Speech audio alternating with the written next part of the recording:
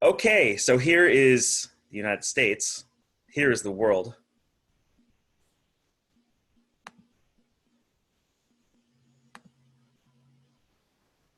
And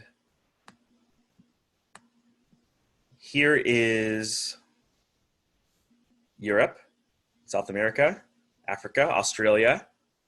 So this is the world that we live in. There is Antarctica, there is Greenland, so a big world. And I'm in what's called Google My Maps right now. Um, you know what? Maybe I will turn on the chat and we'll just see how that goes. Because if there's any like major questions, I want to address them while we're in the moment. But okay, so this is Google My Maps, and I'm able to create a custom map in here. And I want to show you some cool things. So here we're going to put in some wine regions in this layer, wine regions. So we're going to do, let's go Walla Walla. I'm going to add that. Let's do Maipo, which is basically Santiago. So we'll do that. How about Barossa, which I guess would be Adelaide.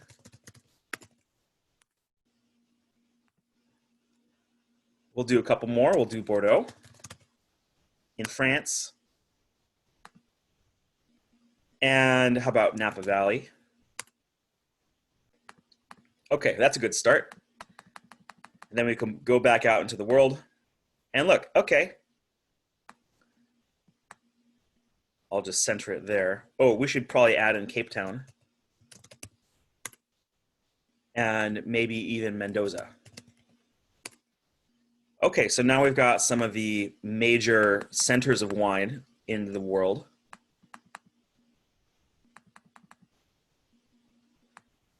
Okay, so there's a nice start to things, and we'll notice that, what do you know? I can maybe add another layer here and call it shapes. We can draw a line. Let's start it here. Oh, I wish it was a straight line. It's that fancy kind of curved line. What if I just go like that? So there's that line. And we'll do another one. Bing, bing. And what we're looking at here is kind of the latitude of wine. Seeing that, okay, these famous wine regions of the world kind of exist here and down here. And if we go in a little bit closer, we're noticing that, okay, we're not seeing wine anywhere closer to the equator, really, with a few exceptions. And we're not seeing wine farther away from the equator towards the poles. So it's kind of in these two bands like that. And if we're going to maybe find out what these latitudes are, we can just go, let's go Walla, Walla, latitude. And okay, it's 46 degrees north. And if we go Mendoza, Argentina latitude, that's 32 degrees south. And we definitely don't want to just say 32 degrees. We need to say the south because that tells us where in the world we are. So, okay, we've got wine in these two bands. And basically, it's too hot in the middle. There's just too much climate. There's too much climate for vines to do very well. So too much sun, too much heat, probably too much moisture. You know, these places that are green get a lot of rain. They're very humid, very tropical a lot of times. So vines don't do super well there. And then farther out, of course, Antarctica, but even in the southern parts of Chile, way down there, and even like south of Otago in New Zealand at the very southern tip, it's just too cool. It's not warm enough to get vines ripe and not enough light. So these are kind of the ideal places where we achieve the right amount of heat, the right amount of sunlight. The growing season has the right conditions to be suitable for Vitis vinifera production. Now we'll see, like in the eastern United States, that there is plenty of vine production happening, but a lot of it is not Vitis vinifera. It would be things like Vitis labrusca or Vitis riparia. So those are other species of grapevines that are native to North America. And we know that these places are more continental in climate. And that means basically having a hot summer and a cold winter. And those non-vinifera vines do really well in really cool climates. They can survive, and they also can do more well in hot climates.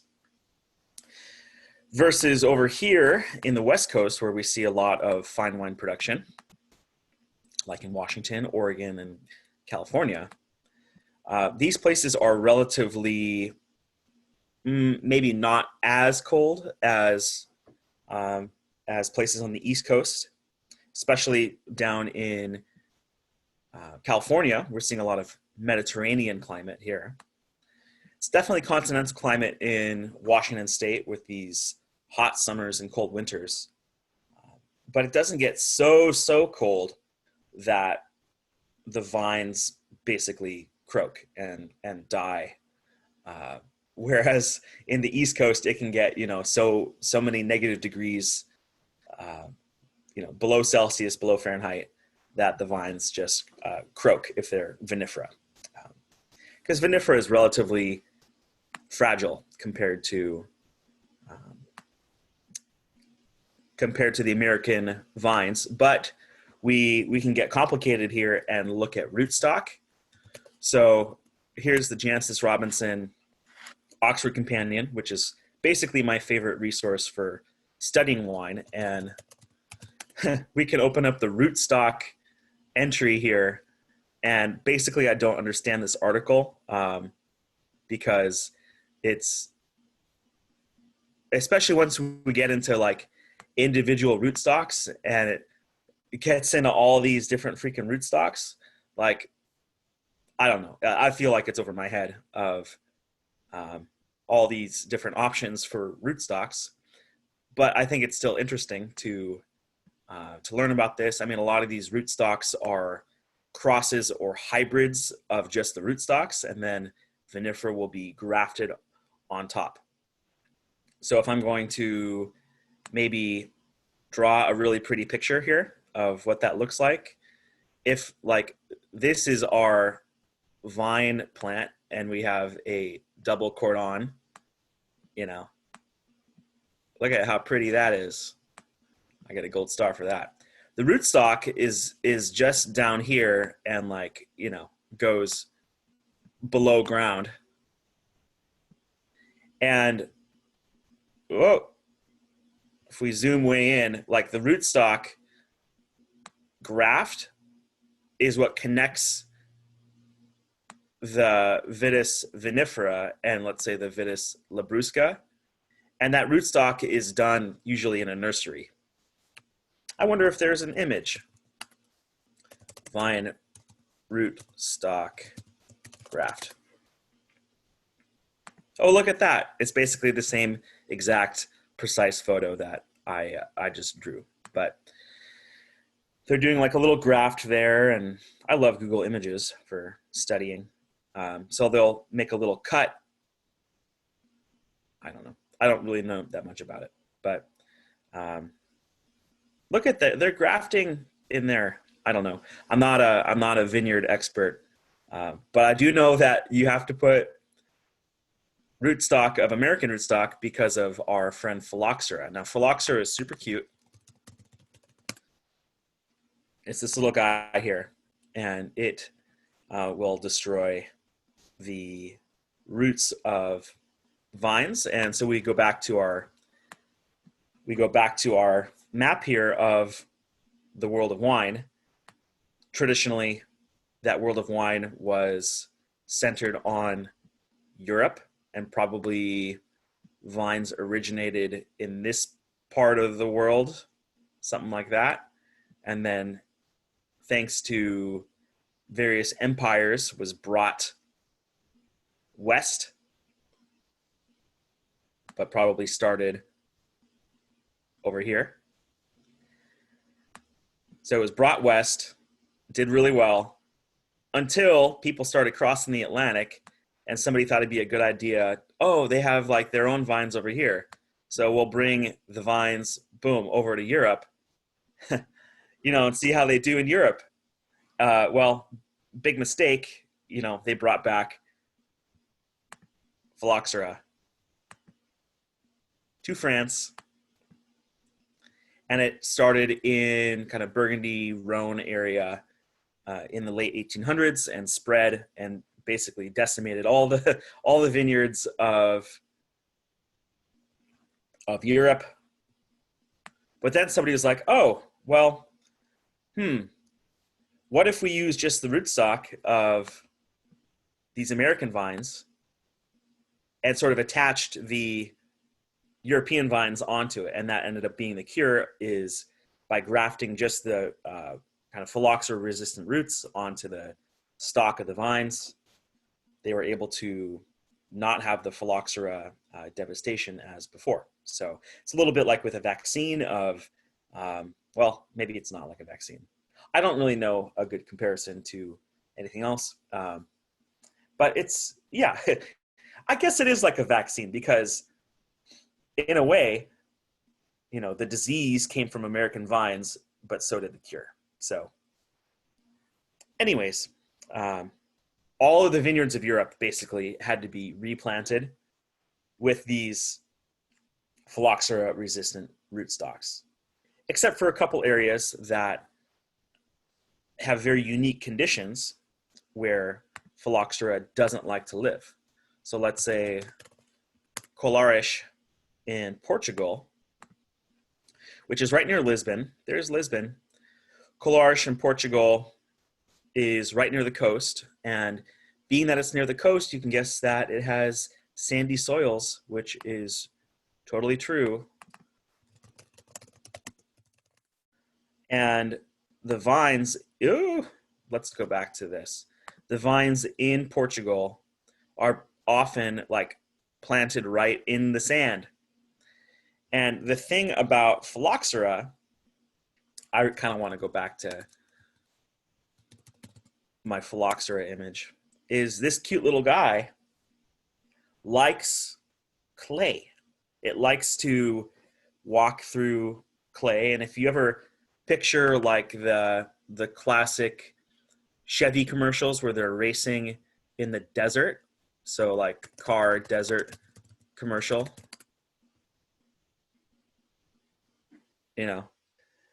we would think of like these cracks in the seabed as these little channels. And that's where Phylloxera likes to walk through, or these channels in clay.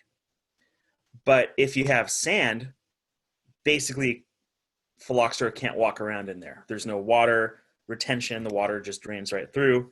So the Phylloxera can't live in sand. Therefore, you can have these vines that are ungrafted and planted in this very traditional way. Now, in France, this kind of layered approach is called en provenage, but in Portugal, I actually don't remember what it's called, but it's usually Ramishko, which is a white grape, and it's right there in the sand. And they do have some kind of trellised vines in Colares as well, but ungrafted areas of the world. So we can actually do another layer here called ungrafted. That'd be a good hipster wine bar name, Ungrafted. So I'm gonna move Colares down into there. We're gonna also add in South Australia. So Adelaide, South Australia, boom. Now, why have they not had phylloxera? Well, it's because of quarantine. They've been very careful to not allow vine material from other regions to enter South Australia. Now, there is phylloxera in other parts of Australia, like in Victoria, but whenever you're entering South Australia, there's actually signs like on the border, like on this border right here before Mount Gambier, there is a sign that says like phylloxera quarantine zone. Don't bring vine material in here, and like don't go walking in the vineyards. So there are signs there. So that's pretty cool. So Colares, I'm going to edit this little text bubble, and we're going to say that Colares is phylloxera free because of the soil type, which is sand. Adelaide, South Australia, we're going to say that's phylloxera free because of well, it's because of quarantine, but I think that's more of a social practice. So quarantine. And then we can add in a few other things here, like Tenerife on the Canary Islands. Now, the Canary Islands is interesting because it's going to be quite a bit farther south towards the equator compared to other wine regions. I'd have to do a little bit more research on like why they're able to do viticulture so far south.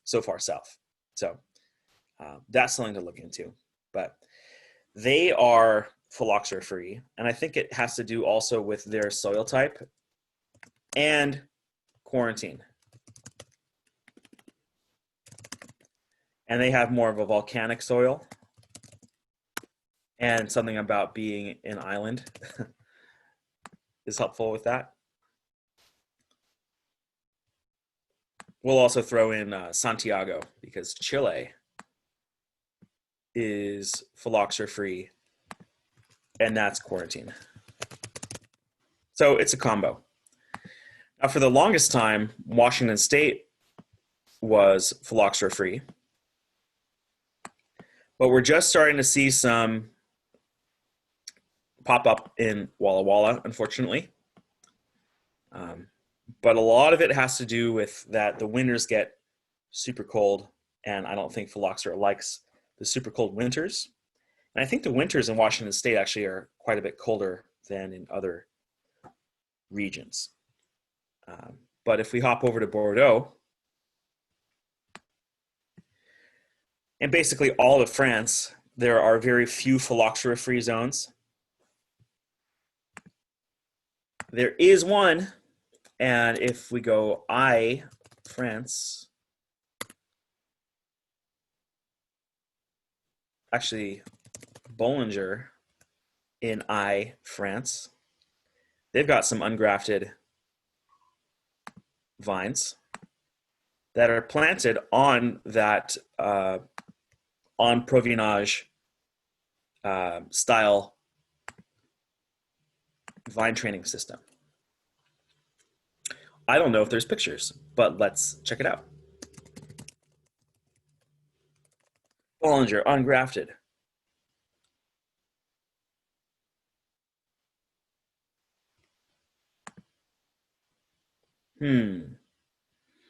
Maybe somebody can tell me later if that's the right thing. But they have 2 vineyards that are ungrafted, I believe. I think it's something Saint Jacques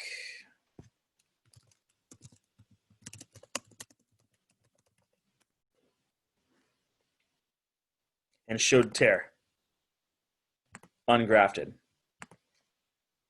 And I think that's because of it's definitely not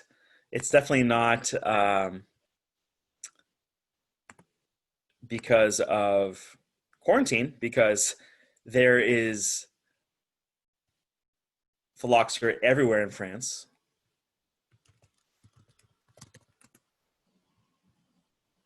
Man, why do they have to have these like difficult websites? Here we go. It's like super slick and also like impossible to use.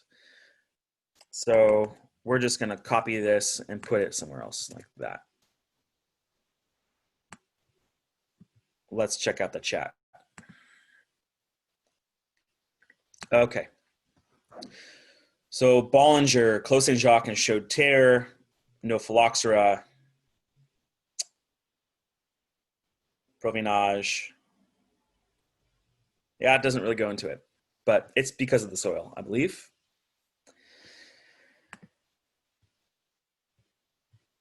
So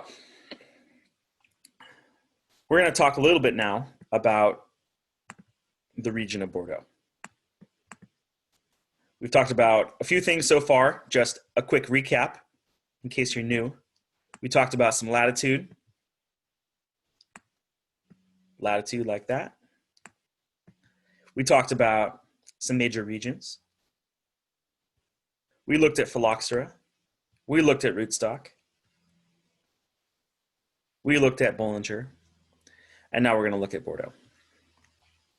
And why Bordeaux? Well, I think it's because Bordeaux is probably the most famous wine region in the world. And that's maybe a bold statement, but check this out. I've never done this exact search, but red wine bottle. Let's just look at red wine bottle. Look at that. They're like pretty much Bordeaux-shaped bottles. There's some Burgundy in there too. Let's just look at expensive red wine. You know, like if you're brand new to wine, boom, there's Mouton. Like Cheval Blanc. Screaming Eagle and Grange. Boom, Lafite. Cheval Blanc. Petrus. Oh, there's some Gaia. Auzone. Oh, there's some DRC. Look at that, Cheval Blanc. You know, we're seeing a lot of different stuff. There's some Loire. But I think basically Bordeaux is the first region that I think a lot of folks are going to discover. And I also think that Cabernet Sauvignon especially is the world's most planted red variety anyways. So it really got its start in Bordeaux, as we know. And it's also France's largest producing region, I believe. So it's a pretty big deal. I think France is, I think France is the world's most important country for wine. And that has a bit to do with its history, its domination on the world stage.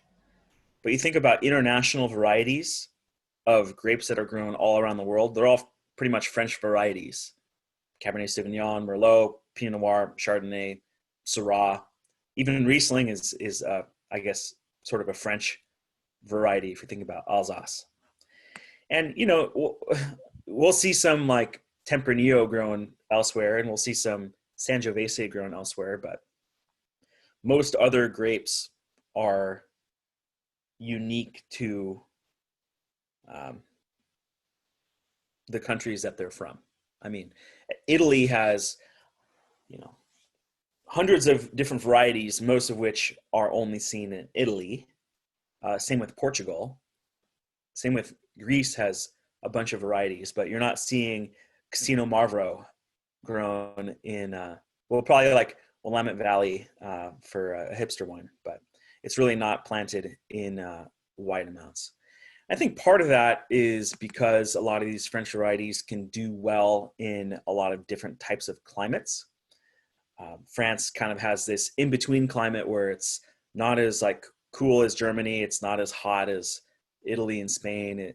It has a lot of different types of climates that are doing pretty well. I didn't mention Sauvignon Blanc. That's another big international variety. Pinot Gris as well.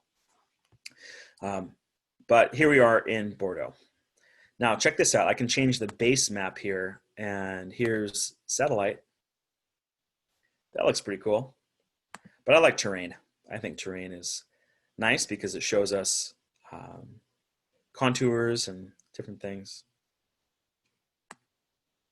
And it's super easy to see the main feature of Bordeaux is that it has these rivers. And these rivers are really like what define the region, and I think they're super important.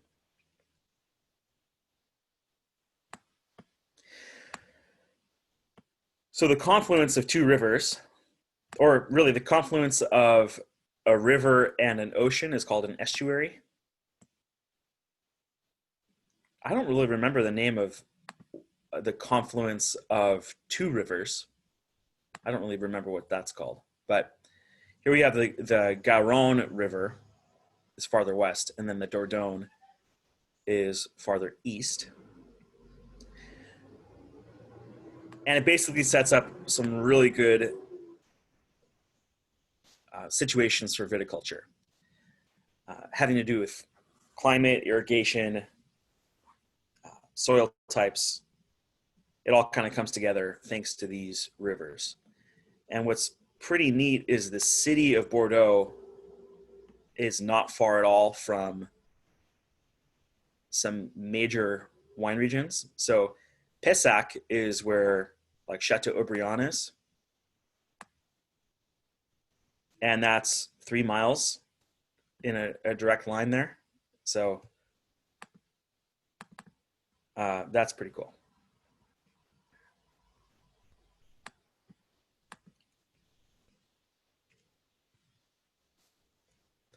Now, if I'm going to make a quick map of Bordeaux, we're going to add a new layer.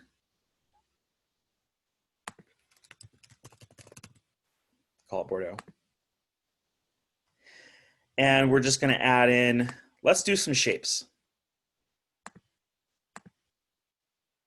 So we know that rivers flow from high ground to lower elevation. So I can just tell how the rivers are flowing because look at that. Here's a giant mountain range and here's sea level. So we know that the rivers are flowing from the mountains to the sea.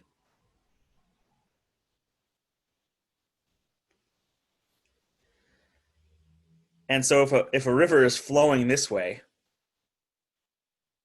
here's the left side, here's the right side. Same thing here. This is flowing in this direction. So here's the left side, and here's the right side. So that'll be important here in a second.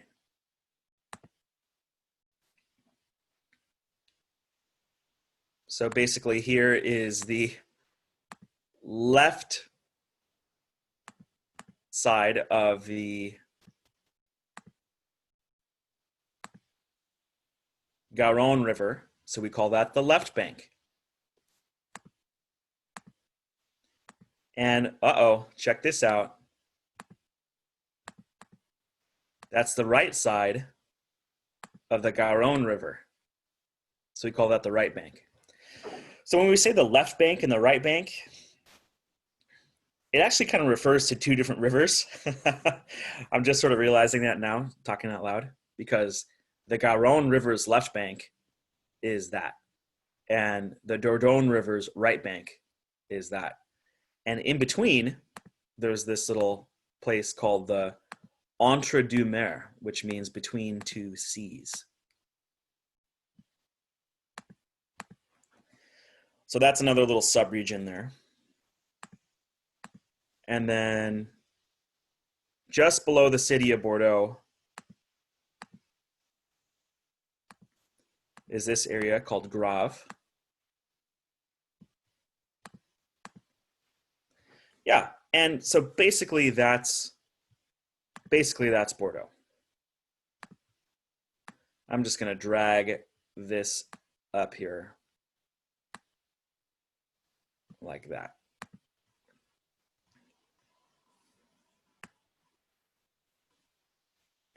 So those are the outlines that if you want to think about Bordeaux, I would start with those four. And this format of a map is what I call a bubble map. Now these aren't bubbles, they're triangles. But if I'm drawing it by hand, I'm just going to draw kind of ovoids, circles, and you can just draw four of them.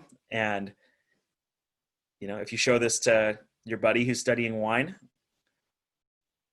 hopefully they can kind of know what's going on with the four shapes.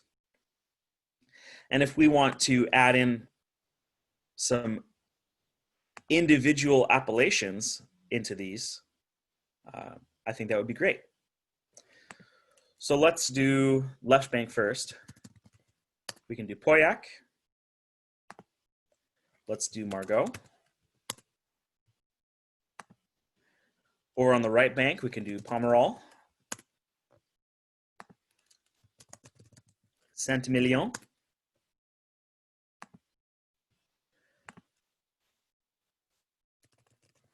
we can do Pessac,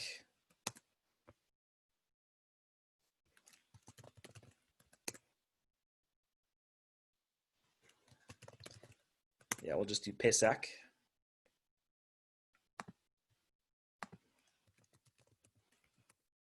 And Sauternes. And I'm going to have to adjust my Grave outline here, which is easy. Boom.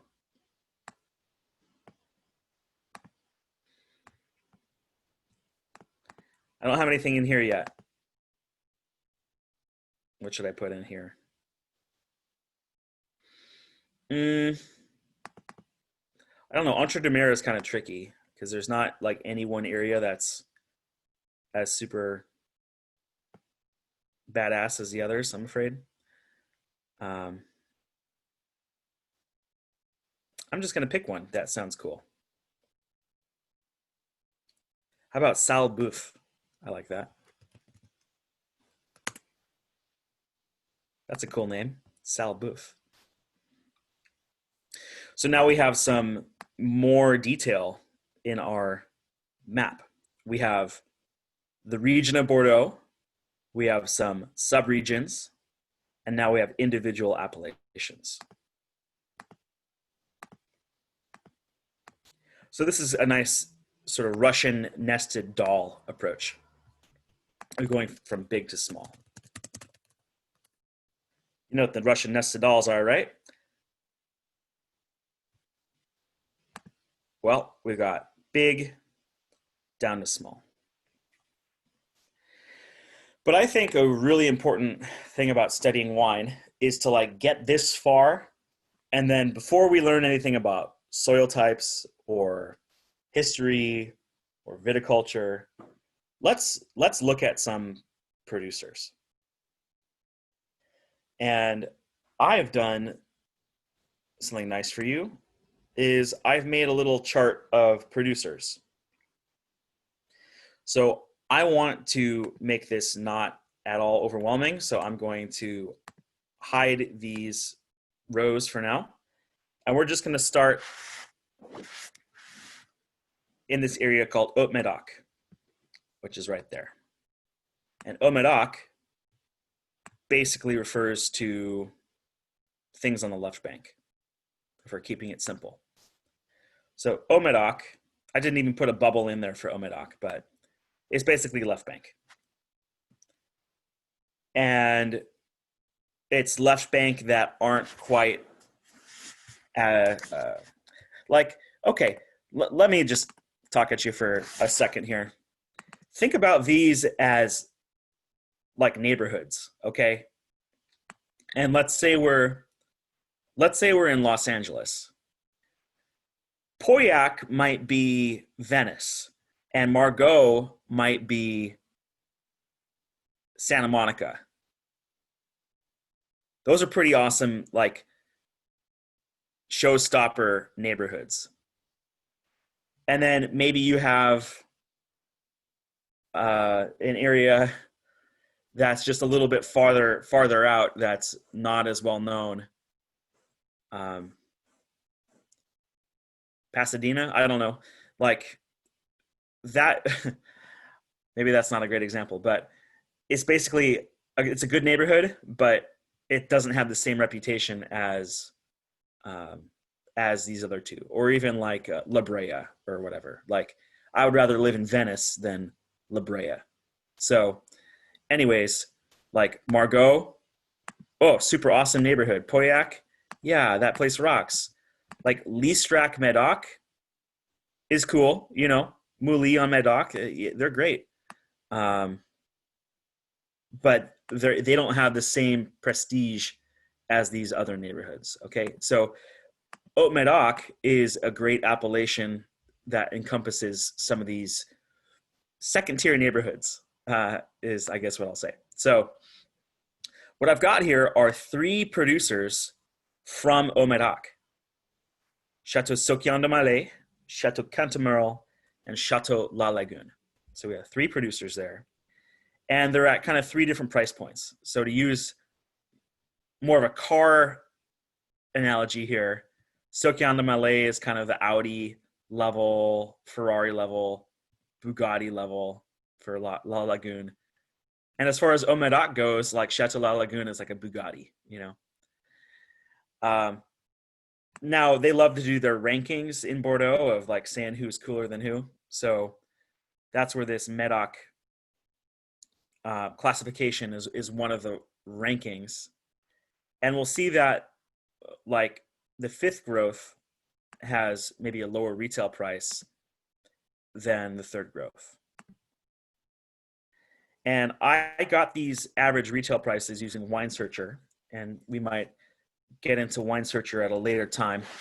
But basically, like we're seeing here, these retail prices for the same vintage of wine. So now I'm going to expand this, and we're going to hide these again because I only want to look at a little bit of data at a time.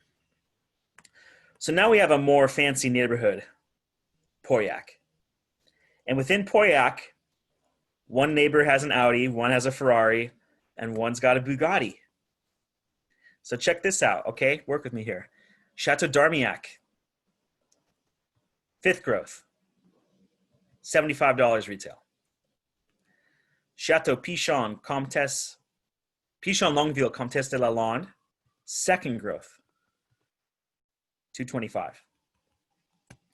Chateau Latour, first growth, $525. Now I tried to get all 2015s here, but 2012 is the most recent vintage of Chateau Latour. And why is that? Well, they decided to leave en premier, and they are holding back their wines and not releasing them. They want to have some cellar age to the wines before releasing. So they're an exception. There are no 2015s on the market. It doesn't exist. So I've got the Bugatti pricing. Here is $75, and here is $525. But kind of in between, Bugatti level Sauterne is Chateau d'Yquem. It turns out they're classified 1855 Sauterne Premier Grand Cru Classé Supérieur. And this superior term is unique. They're the only superior classified estate. Okay, let's keep going here. Again, I'm going to hide these.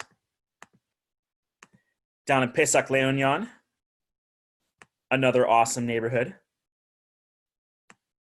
We have three neighbors: Chevalier, Pape Clément, and Haut-Brion. All 2015s.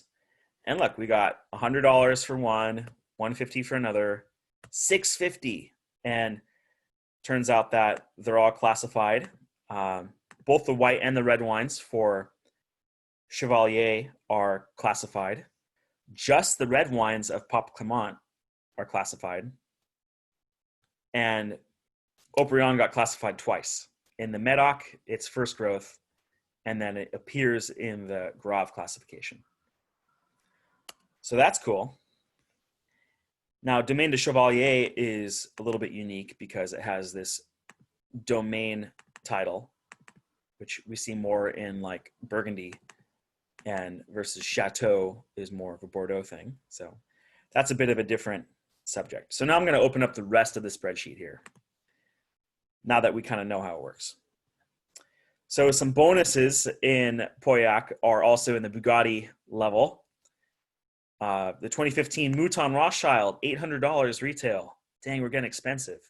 And then Lafite, $925. Dang, that's expensive for a bottle of wine. I was kind of shocked when I saw that. I was like, dang, these current releases are getting more and more expensive every single year. So that's pretty amazing. Now over on the right bank, we have Saint-Emilion. 3 levels here, La Dominique, Figeac, and Ausone. And these are all under the Saint-Emilion Grand Cru classification. So the appellation is Saint-Emilion Grand Cru, and you can just be an estate in Saint-Emilion Grand Cru like Chateau La Sègue, but not be Class A. So that means that your property is within the boundaries of Saint-Emilion Grand Cru AOP, but your actual property isn't cool enough to be classified.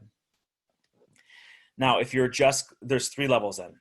Grand Cru Class A, Premier Grand Cru Class A B, and Premier Grand Cru Class A. You have to say the whole thing. So Chateau Ausone is Saint-Emilion Premier Grand Cru Class A. It's kind of a mouthful. And 3 different levels of price here, 65, 250, and 950. Now, to be honest, like in any restaurant I've ever worked at, like the Audi level is, I think, what most people are going to get. That's just sort of the way it is. You might see a Ferrari and a Bugatti like once in a while, but it's kind of the same way as being on the street. You're going to see a lot more Audis than you are Bugattis. So like these are super rare wines, and I've had Chateau Ausone once, and I've had Chateau La Dominique a number of times. So that's kind of the nature of things.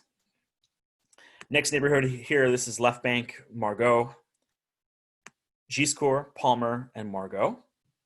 Third growth, first growth. Now we'll notice a jump here of $120, $425, and $2,100. And you might be asking, like, why is Chateau Margaux $2,100?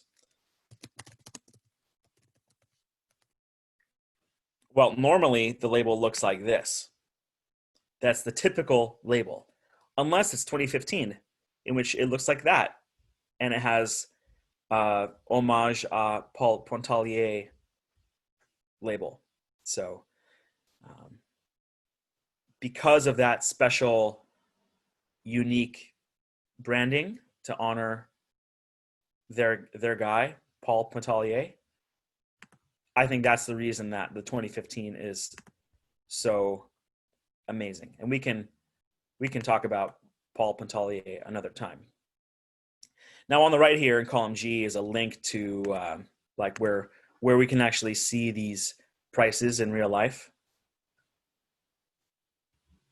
You know, so that's cool. And I'll go ahead and share this link in the chat with you so that you can look at it later. Isn't that nice? So there's that.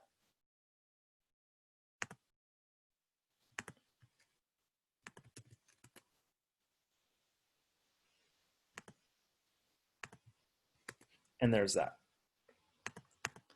Okay, let's wrap up our list here. Okay. So Chateau Petrus, right bank. We notice that Petrus has never been classified, which I think is super cool. actually, that they didn't do that. 3 levels here: Chateau Clinet, Vieux Chateau Certain, and Chateau Le Pen. All 2015s. 3 levels here: 150, 375, and 4600. That's expensive. And if you don't know Chateau Le Pen, they basically hardly make any wine, and it's one of the most expensive wines in the world. Pretty awesome. I've never had it. I've seen a bottle once in real life, but that's about it. And then here's Chateau Petrus as a bonus here, $37.50. You definitely don't want to be in a restaurant and say $37.50 as the price. You get in trouble that way. $3,750, sir, ma'am, for that wine. Okay, and then the last level here, strangely enough, is Bordeaux Aop. So this is just the basic Bordeaux appellation. Mouton Carré, $15. Legend R, $15. Liber Pater, $35,000, and that is real. And Liber Pater, that's a whole other conversation, but it's basically this project in Grave with ungrafted vines of these grapes nobody's ever heard of. And they're super, ultra, amazingly expensive. And I think it's just, that guy is raking it in. And I mean, the wines are consistently rated decently, but they are not, I don't think they're, I don't know. I've never had Liber Pater.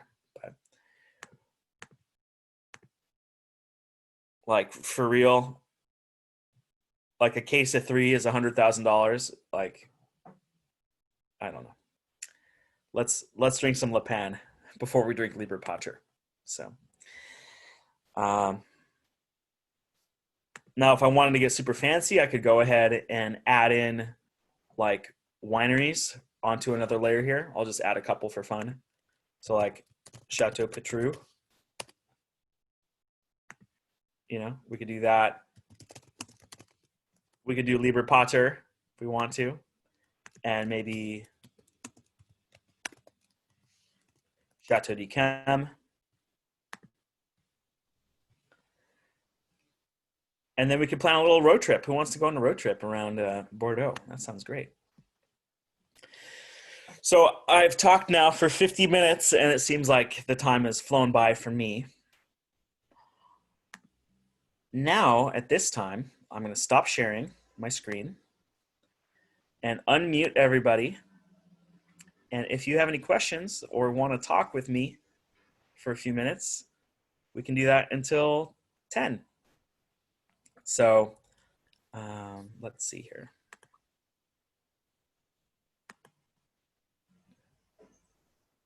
Any questions? I have a question. I have a question, Nick. Okay, Ryan. Do you think with those 2 vineyards in Bollinger, they probably have to go through some like crazy quarantine before they're allowed to go into the vineyards, like change your boots and change your clothes and all that stuff? Because it would be, their other vineyards have their other, wait, am I messing that up? It's possible to transfer Phylloxera to those 2 vineyards if they're not careful, right? I think they don't have to worry about it because the soil wouldn't allow for Phylloxera to continue living. Like, they could bring it in, but because I think it's super sandy soil, the Phylloxera wouldn't have any ability to move around. I don't think they can fly, or if they can fly, I think they need to I think they lay eggs in clay, and I don't think they can lay eggs in sand. So I think it's the soil type is just like a Superman kryptonite proof, like awesome soil type.